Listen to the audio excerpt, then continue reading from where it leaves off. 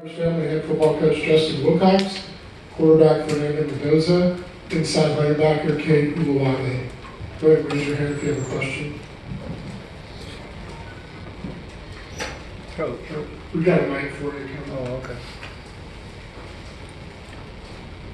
Coach, it's been it was a tough night for you, but what was the thought behind that first, where you were stopped at like the 2-yard line, and then all of a sudden you went for it, didn't get it, didn't kick the field goal? Was that kind of foreboding or what? Was it on the 2-yard line? It was, no, we were in the red zone. Yeah. We had been moving the ball effectively, I thought, and we wanted to be aggressive. And yeah, when you don't get a fourth down play, then it's very easy to look back and say, well, we should have kicked it. We got stopped on 2 4th and shorts tonight. And to play winning football, there's times when you got to make a 4th and short, and we did not do that. So, yeah, knowing what I know now, I would have kicked it. But I thought we had been moving the ball. In the first quarter, we moved the ball well. Outside of the first quarter, we did not. And so that was in the first quarter, and I thought we were moving it well, and thought we had a chance to get it and get a second score.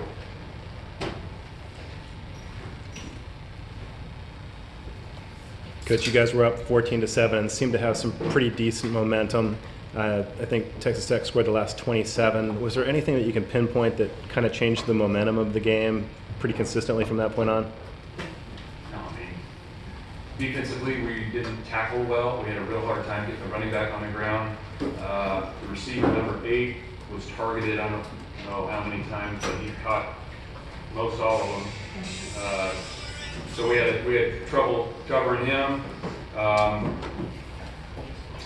We didn't punt or kick the ball very well, so the field position, because after the first quarter, and we really were out of rhythm offensively, and then we weren't punting or kicking the ball very well, so the field position for the rest of the game was not good. So I don't know what the average starting field position was outside of the first quarter, but they had really good field position and we did not. So, yeah, I mean, everything after that point didn't go very well. Doug, go ahead. Coach, you did very well last few games of the season to claw your way into this bowl game, and you guys had a heck of an effort. What was the message to the team after the game today? Well, yeah, effort is great, but you need more than effort. You got to execute. You got to play good football.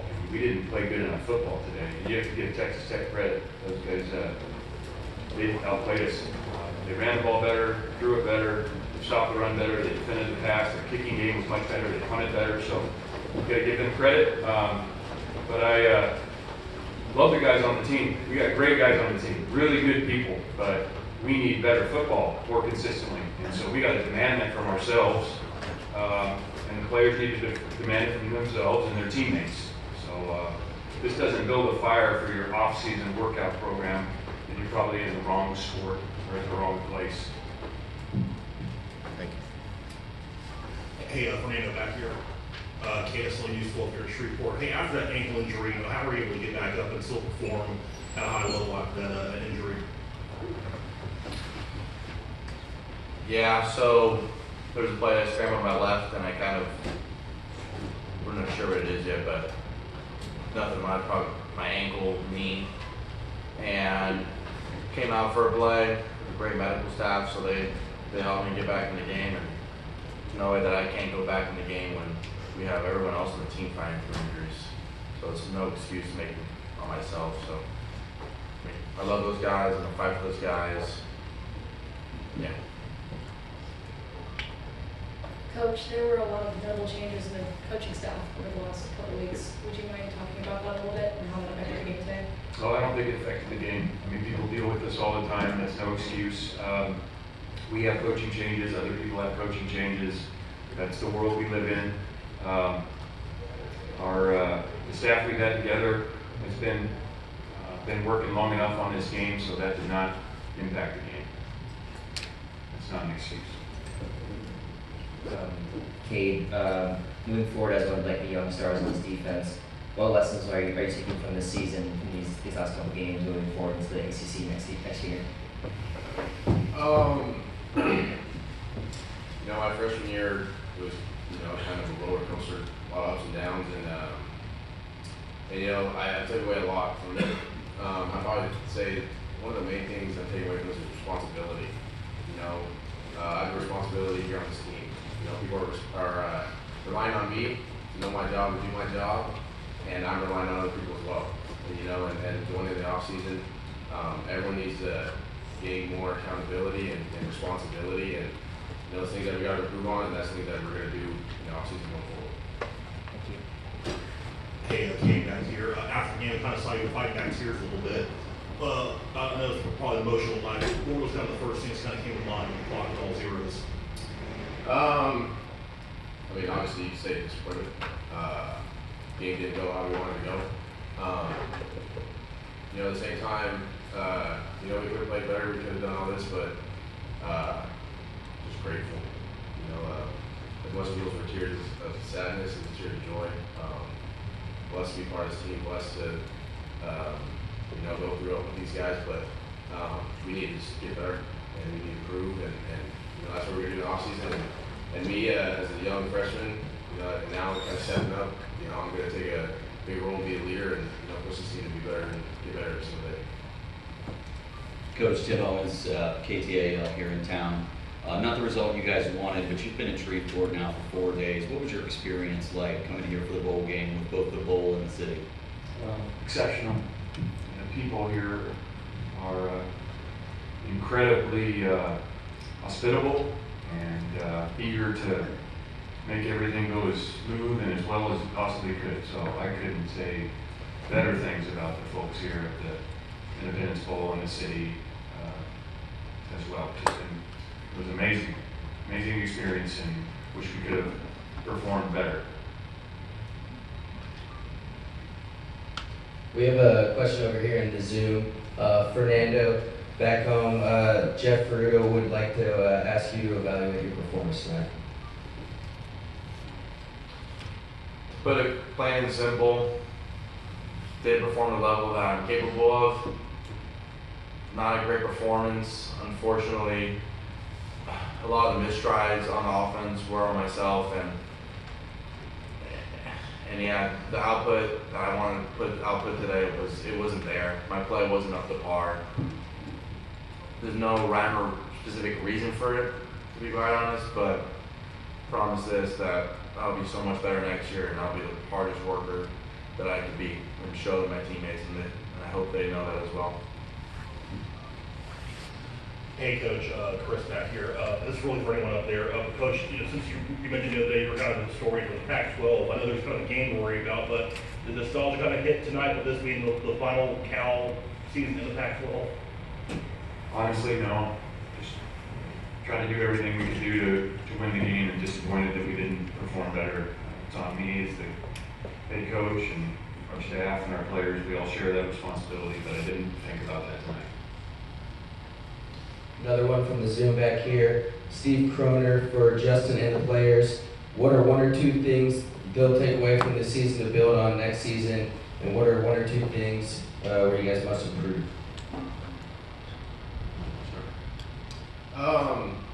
Takeaways from this season, you know, I'm just grateful for the team and the brotherhood we had. You know, we can be a really good team if we're consistent, and I feel like that's one thing that we need to work on this offseason as well. Just consistency and just, you know, like I hit on earlier, I'm a big guy on accountability and responsibility, and you know, we're just gonna have to build an offseason, and you know, the offseason starts now. You know, we gotta improve those things right now and get it going. I believe the biggest takeaway from this year is belief. I know today was a very disappointing result, very disappointing performance from myself. However, the team saw how we are capable of winning high-level games, especially the last 3 weeks of the season, where we won those games with ease, when we all performed as a unit. So that is one thing. We've always talked about it, but now that we've gone out there and shown that we are able to win at a high level when all units are firing. I think that gives us a lot of fire for the offseason as we have a tangible win count to look forward to, and we know we're only getting better from here. I would say that the margins in winning and losing are so very slim. The margins between average football and good football are slim, and good football and great football are even slimmer. And you don't get second chances. And when the play's done, the play is done. And if you didn't take advantage of that opportunity on that given play, well, it's gone. Now you got to make the most of the next one. But we've got to do a better job of playing a little bit better and winning in those margins more often. And those margins are made up in the off-season, getting bigger, stronger, and faster, and mentally quicker, and the meeting time and the accountability to yourself and your teammates. So that's how it works. It's not just about the games. We know that we're going to be judged on the result, but these plays that we either make or don't make are really made all year round, and how you live, how you work, how you meet, how you lift and condition and take care of your body, and how important football is to you. So we need to take another step there. We got to add. It's got to be even more competitive than it's ever been, because where we finish this year, that's not the goal. That's not good enough. So that's why this off season, when these guys come back, there's going to be a heightened intensity to everything. It has to be, because how we finished was not good enough. Time for one final question, if anybody has one.